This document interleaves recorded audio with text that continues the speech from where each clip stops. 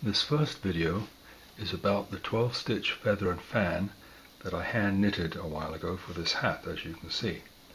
I then decided to transfer this to a machine, and then I did this same 12 stitch pattern. As you can see, there are 6 repeats here, little error there, don't worry about that. And the first 3 end with a garter stitch that I did on the machine using the garter bar, and these top 3 rows I did not use the garter stitch, just plain knitting, and every 6th row I did the transfers. So that is the 12 stitch version, and here is a sample of the 18 stitch sample that I'll be going into into a separate video. As you can see, there's 6 of these holes, whereas in the other one there were only 4.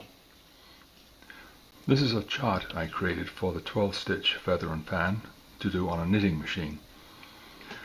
As you can see,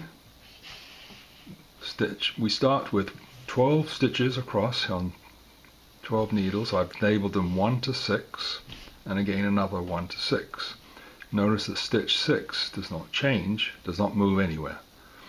The final version is 2 stitches on here, 2 here, an empty stitch, 1 stitch there, empty stitch, empty stitch, empty, and then a stitch, and then 2 stitches on here and 2 stitches on here.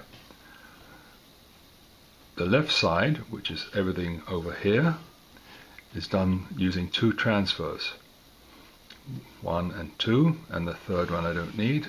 But on the right side I need 3 sets of transfers to accomplish the same task.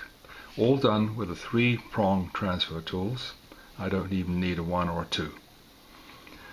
The 2 columns on the right over here show the actual transfers using the needles numbers themselves, not the stitch numbers that are on there, but the needle numbers themselves. So let's look at this one. This is move left 2, 3 and 4 is first time, move 5 blank 3 blank 5, so needle 3, needle 4 has nothing on it, and needle 5. Let's do 2, 3 and 4. Over here 2, 3 and 4, I pick those up and I move them 1 to the left, so 2 is on top of 1, 3 and 4. Now using this I'm going to pick up 3 empty 5, so 3, 4 and 5, but 4 is empty, and I'm picking up original stitch number 4 and original stitch number 5 and moving it 1 over to the left. So 4 goes over here, this has nothing in it, and 5 is over there, and then we've got the correct 1, 2, 3 and 4, an empty spot, stitch 5, an empty spot, and stitch 6. We do the same thing to the right. Over here 3, 4 and 5, 2 space 4, 1 space 3. So let's do 3, 4 and 5. We pick up 3, 4 and 5, and these we move to the right because we're on the right side. So these go over here, and 5 goes on top of 6.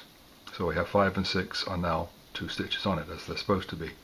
The next one is 2, 3 and 4, where 3 is empty. So needle number 2, 3, which has nothing on it, and 4, and these are moved 1 to the right. 3 now goes on top of 4, creating these 2 stitches now, 2 double stitches on the end. And all it remains is to take 1, 2 and 3, needle number 1, 2 and 3 down here. So 1, 2 and 3 has these stitches on it. 1 is moved down here. This has nothing in it. So 2 is moved to there. And everything is set up the way it's supposed to be.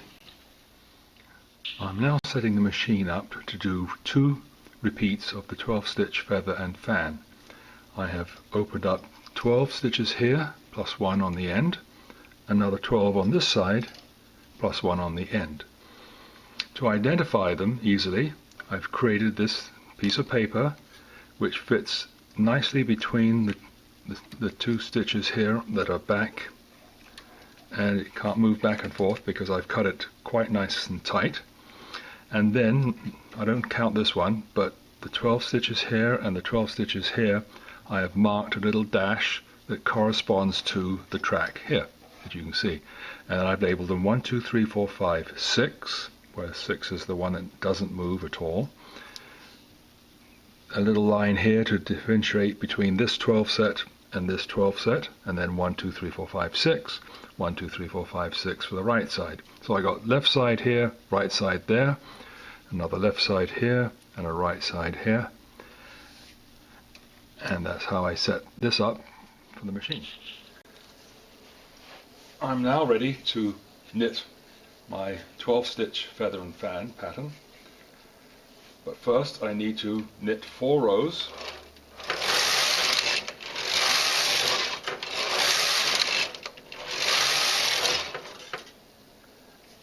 and then put my little template in here so I know what the needles are.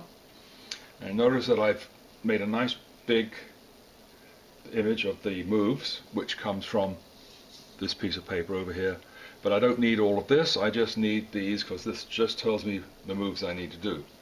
There are 2 types I can do. I can do a 4-row pattern, do all the transfers, knit 4 more rows, do all the transfers, knit 4 more rows, and that produces a nice looking pattern.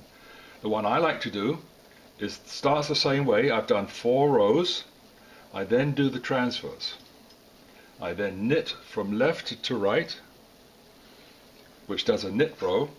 I then take everything off on the garter bar, remove the yarn from the carriage, move the carriage across back to the left without knitting, turn the knitting over and put it back on using the garter bar, put the yarn back in, knit another knit row across, take it back off again, move the carriage back without knitting, turn it over, put it back on, so now it's back on the way it was originally, and that completes the 6 rows. The next row of the 4 that I'm going to knit is a knit row, so I've done 3 knit rows in a row.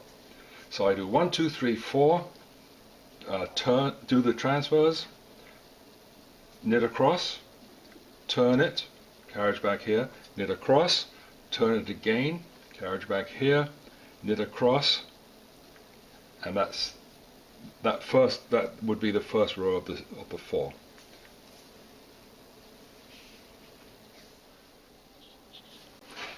Now I'm ready to do the transfers. All I need is this 3-prong transfer tool. So here is 1, 2, 3, 4, 5, 6. I'm just going to do the left side. I'm going to move 2, 3, and 4. So here's 2. So I pull off 2, 3, and 4 and move them 1 to the left because they're on the left side. There we go.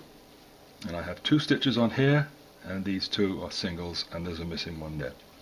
Next one is 3, 4, and 5. 4 should have nothing on it, so here's 3, 4, and 5. I can pull them here to emphasize them if I want to, but they're easy to see. So then I've got an empty one in the middle, so I know that's correct, and I move it over, level everything out, and put them on.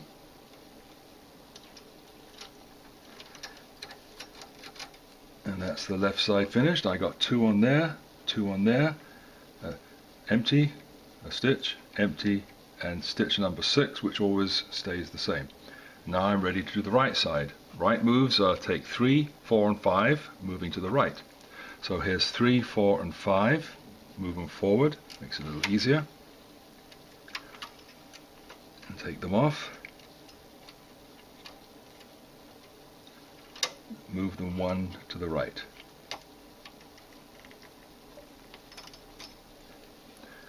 So I got 2 on this one, and these are all singles. Next I'm going to do 2, 3, and 4. 3 should have nothing on it. So I find 2, 3, and 4, using this, move them all forward.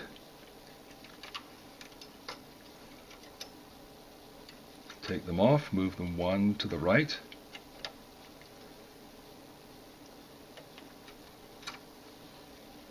And now I've got 2 on there, 2 on there, and I just need to do one more move. Obviously I've got 1, 2 and 3 have to move to the right, and 2 should have nothing on it, so it has needle number 1, 2 and 3, and that's correct. The middle one is empty, as it should be. Take those off, move them 1 to the right, and that was the 12 stitch feather and fan. I got 2 on here, 2 on here, 1, 2, 3, 4, 5, 6, 7, 8, and 2 on here and 2 on there. Now I'm just going to do the second feather and fan. So I take 2, 3 and 4 on the left hand side from my chart, take them off and move them 1 to the left.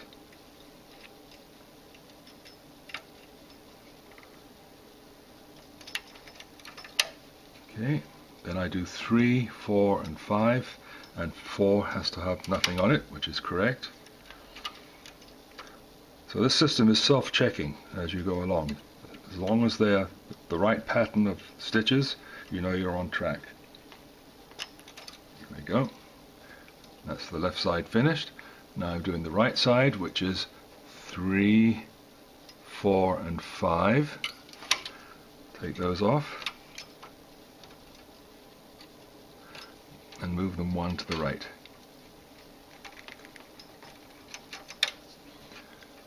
Then 2, 3 and 4, with 3 being an empty stitch, which is correct, so I know I'm in the right track here.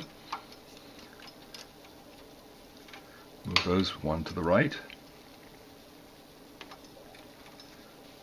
And then the last one is 1, 2 and 3, where 2 is empty, and that is correct, so I know we're working fine. And move those 1 to the right. And there we have it.